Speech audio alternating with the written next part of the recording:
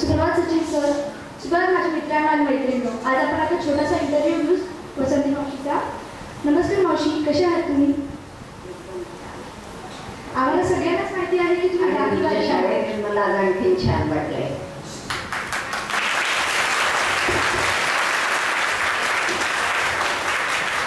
तर आम्हाला सगळ्यांनाच माहिती आहे की तुम्ही गांधीवादी आहात, पण गांधीवादी हा शब्द म्हणजे नेमकी काय? थोडंसं विस्ताराने सांगायचं तर गांधीवाद हा जो शब्द आहे तो स्वतः गांधीजींना बिलकुल मान्य नव्हता. ते म्हणायचे की मला वाद नाही घालायचा आहे, मला समन्वय साधायचा आहे. आज कसं आपण सर्व धर्मांची पूजा करून धर्माचा समन्वय घातला, पण वेगवेगळे वैचारिक विषय जे असतात त्यांना वाद हे नाव दिलं जातं. तसं गांधी विचाराशी संबंधित जे काय असतं त्याला गांधीवाद असं म्हणतात. जरी गांधीजींना हा शब्द वाद हा शब्द मान्य नसला तरी मी पुष्कळदा असं सांगते माझ्या बाबतीत की गांधीवादी म्हणण्यापेक्षा मला गांधी विचारक म्हटलेलं जास्ती आवडेल. मावशी, मला तुम्हाला असं विचारायचं आहे की तुम्ही गांधीजींसोबत जगलेले आहात, त्यांच्या कुशीत खेळलेले आहात आणि त्यांच्या आश्रमात राहिलेले आहात. तर त्या आश्रमातलं डेली रुटीन कसं होतं? थोडंसं आश्चर्य वाटेल तुम्हाला. तशी मी गांधींबरोबर फार राहिलेली नाही आहे. मी लहान होते आणि स्वातंत्र्य मिळण्याच्या बऱ्याच आधी दंगे शांत करण्यासाठी गांधीजींनी आश्रम सोडला होता. तर तरीही मला गांधी बऱ्यापैकी आठवत आहेत. मला गांधींच्या मांडीवर बसण्याचं एक भाग्य लाभलं आहे. या बाबतीत मी स्वतःला अतिशय भाग्यशाली समजते, कारण सारं जग त्यांना महात्मा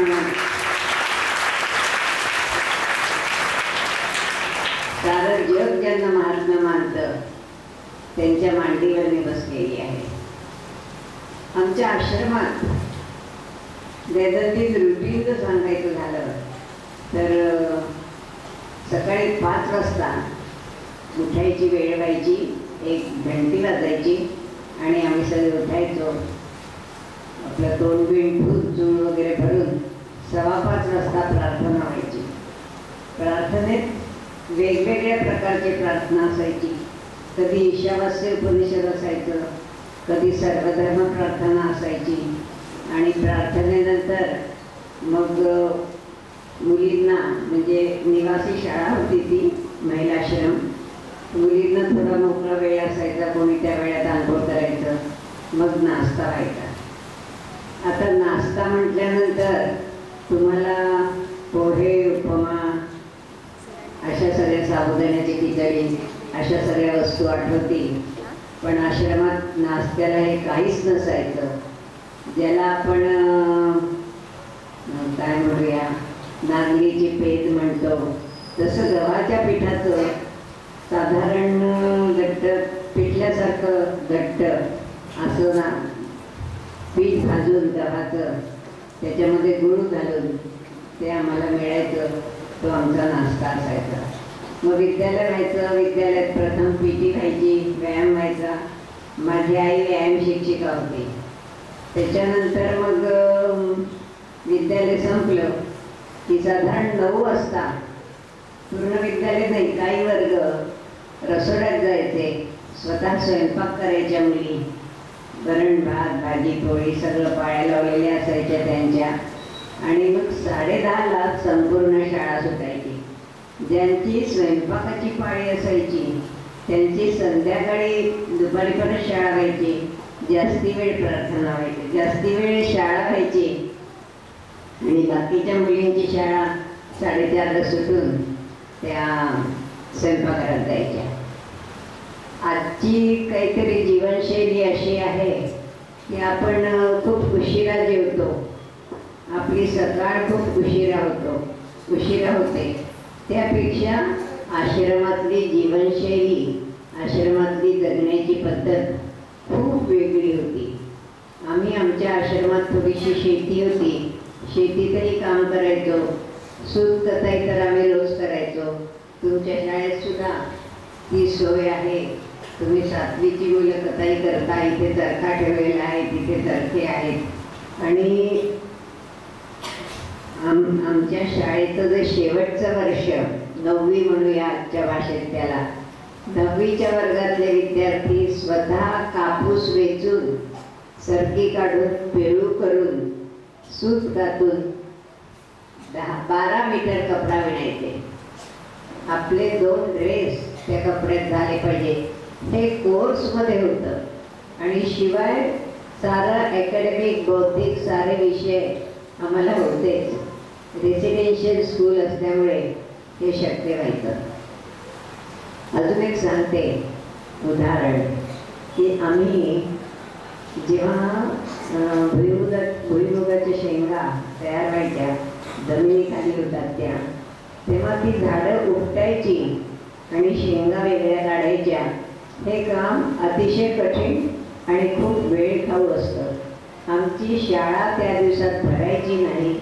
आम्ही सगळे शेतात असायचो. शेतकरी कसं जीवन जगतात याचा अनुभव घ्यायचो. आम्हाला जेवणसुद्धा शेतात यायचं. आणि मग आपण मारे स्वच्छतेच्या गोष्टी करतो, हात धुवा वगैरे वगैरे.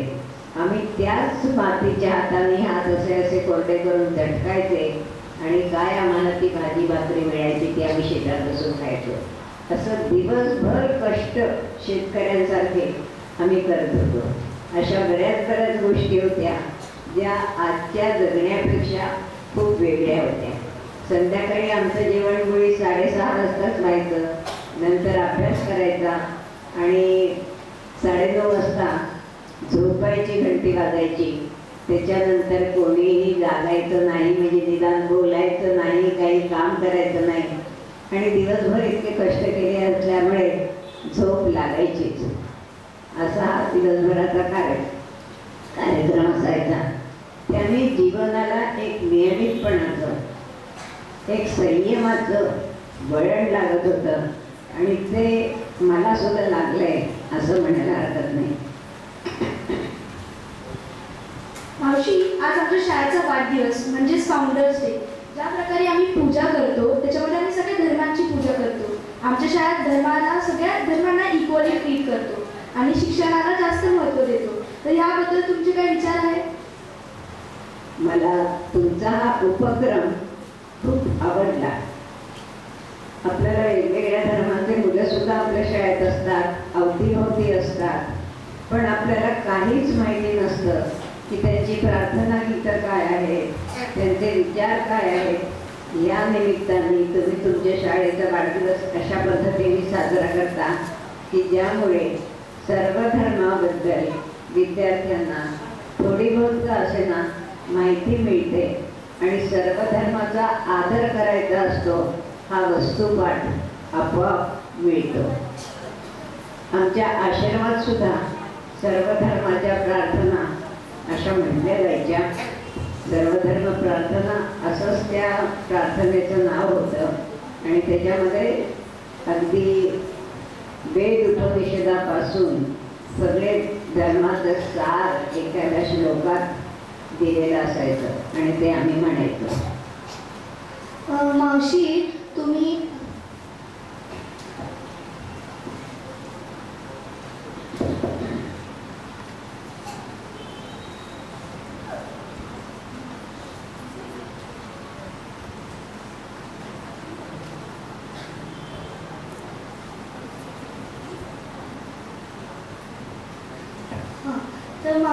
तुम्ही अहिंसाच्या मार्गावर चालायच्या.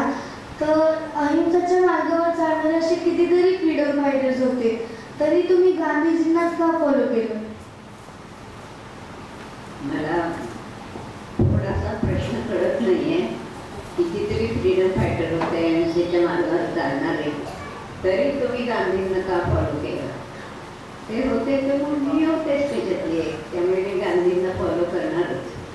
कदाचित तुमच्या मनात थोडा वेगळा प्रश्न असेल, तुम्हीच उपस्थित करते की तुम्ही अहिंसेच्या मार्गाने चालताय किंवा अहिंसेच्या मार्गाने भारतात बरेच फ्रीडम फायटर झाले. पण अहिंसेवर श्रद्धा कशासाठी? अहिंसेने काय होतं? असं कदाचित तुम्हाला विचारायचं असेल आणि तरी तुमची 80 वर्ष टाका. गंमत अशी मित्रांनो, हिंसा आणि अहिंसा हे 2 मार्ग आहेत अन्याय निवारण्यासाठी. आपल्यावर, आपल्या देशावर, आपल्या समाजावर कुठेही जर अन्याय होत असेल तर 2 मार्ग आहेत. माझ्यावर कोणी अन्याय केला तर मी लगेच हात उगारणार, हा झाला हिंसेचा मार्ग. आणि माझ्यावर कोणी अन्याय केला तर मी त्याला समजावून सांगणार, हा झाला अहिंसेचा मार्ग. असा एक गैरसमज असतो की अहिंसेच्या मार्गाने काहीच होत नाही. पण जगाचा इतिहास सांगतो की इतकी युद्ध झाली. पहिलं महायुद्ध झालं, त्याच्यातच मुळे दुसऱ्या महायुद्धाची बीज पेरली गेली. दुसरं महायुद्ध झालं, त्याच्यात एक पुढच्या बीज पेरली गेली युद्धाची, कलहाची, भांडणाची. ते झालं नाही, कारण दुसऱ्या महायुद्धात जो काय आपण अणुबॉम्ब टाकला जपानवर, त्याचे दुष्परिणाम साऱ्या जगाला कळले होते. म्हणून ते युद्ध थोपवून धरलं गेलं. पण शीतयुद्ध या नावाने युद्ध चालूच आहे, शस्त्रास्त्रांची निर्मिती होतेच आहे. मला सांगायचं हे आहे की हिंसेच्या मार्गाने कुठलाही प्रश्न आजपर्यंत सुटल्याचं उदाहरण तुम्हाला दिसणार नाही. पण गांधीजींनी अन्याय निवारणासाठी जो अहिंसेचा मार्ग दिला, त्या मार्गाने मात्र आपल्याला असं दिसतंय की बऱ्याच गोष्टी सफलतेने सिद्ध झाल्या. काही उदाहरणं द्यायची झाली, 9वी-10वीच्या विद्यार्थ्यांना 8वीपासून का काय इतिहासात थोडंसं कदाचित माहिती असेल. चंपारणचा सत्याग्रह झाला 1917 साली. गांधी 15 साली आले आणि लगेच 17 साली त्यांनी हा सत्याग्रह केला हिमालयाच्या पायथ्याशी. तो सक्सेसफुल झाला, सफल झाला. नीट विकवणाऱ्या शेतकऱ्यांवर जे अन्याय होत होते ते दूर झाले. नंतर खेड्या जिल्ह्यात शेतकऱ्यांसाठी सत्याग्रह झाला, तो पण सफल झाला.